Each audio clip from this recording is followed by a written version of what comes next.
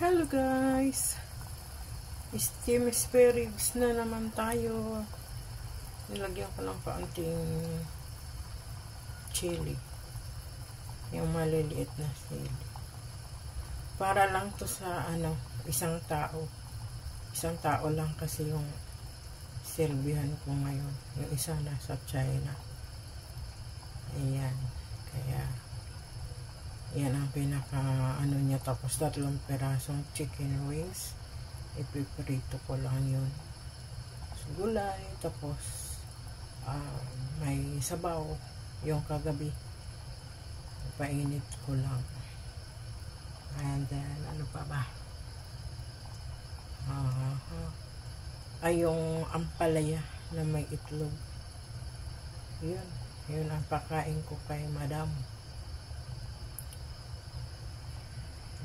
para lang sa mga kuripot na katulad ko at ng aking amo.